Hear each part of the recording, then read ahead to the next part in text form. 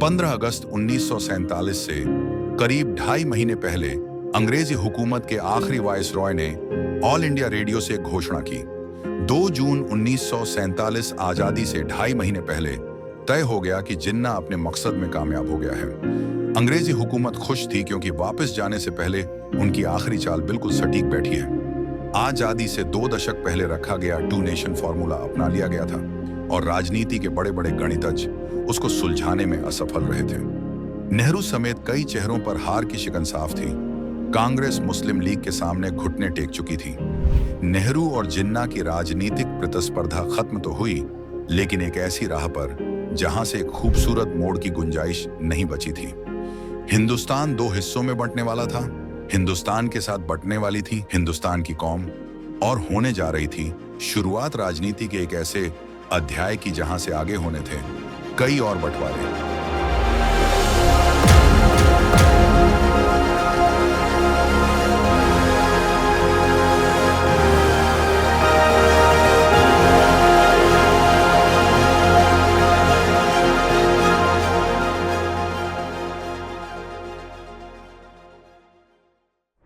जब यह तय हुआ कि हिंदुस्तान का बंटवारा होगा, तो सबसे बड़ा सवाल यही था कि हिंदुस्तान के किस हिस्से को पाकिस्तान कहा जाएगा। पंजाब, सिंध, राजस्थान, कश्मीर के कई हिस्सों समेत सीमा वाले इलाकों में तनाव का माहौल था। चूंकि बंटवारे की नींव धर्म था, तो देश भर में धार्मिक तनाव लाजिम था। मगर पंजाब पूरे देश में एकमात्र राज्य था जहां सिर्फ धार्मिक तनाव ही नहीं था, वहां तनाव के साथ था दुख बंटवारे का। चूंकि पंजाब का एक बड़ा हिस्सा पाकिस्तान में जा चुका था और पाकिस्तान से लौट रहे लोग पंजाब के रास्ते ही दिल्ली जा रहे थे, इसलिए महीनों तक पंजाब चलता रहा। लोगों के घरों में घुसकर एक आवारा भीड़ औरतों की इज्जत से खेल रही थी। आदमियों को सड़कों पर जिंदा जलाया जा रहा था।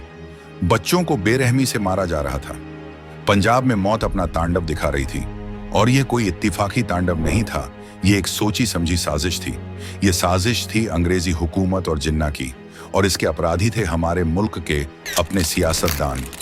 अंग्रेजी हुकूमत और जिन्ना जानते थे अगर पंजाब का बंटवारा नहीं हुआ तो हिंदुस्तान को बंटवारे की तकलीफ से उभरने में जरा समय नहीं लगेगा। इसलिए उन्होंने पहला हमला ही सबसे ताकतवर जगह किया। वार सटीक निशाने पर बैठा और पंजाब के 2 हिस्से हो गए, वेस्ट पंजाब और ईस्ट पंजाब। एक पाकिस्तानी हिस्सा, एक हिंदुस्तानी हिस्सा।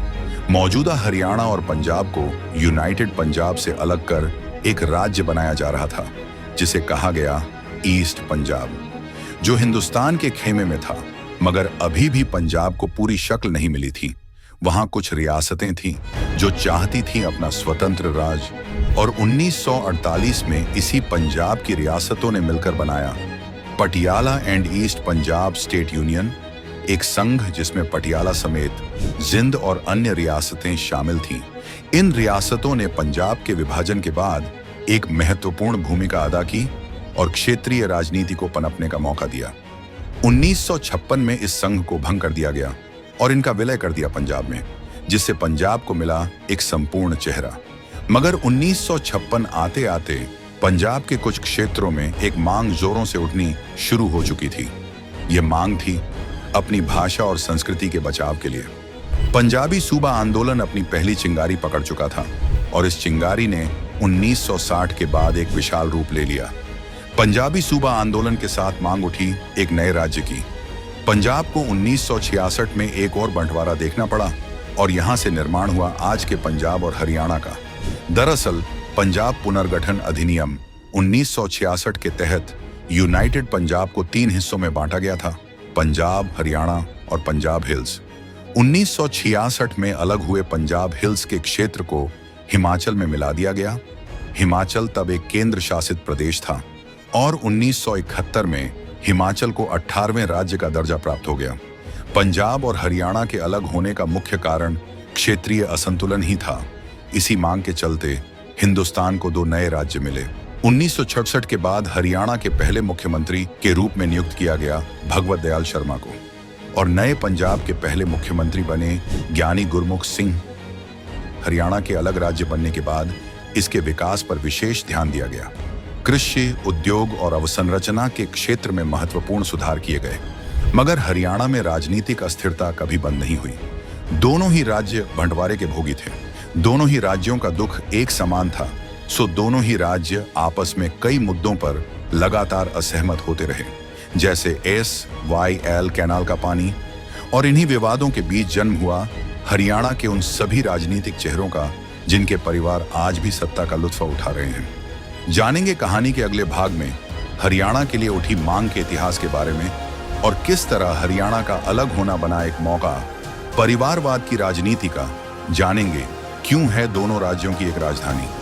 मिलते हैं आपसे सरहद और सियासत के अगले भाग में, जहां हम बोलेंगे सच ठोक के।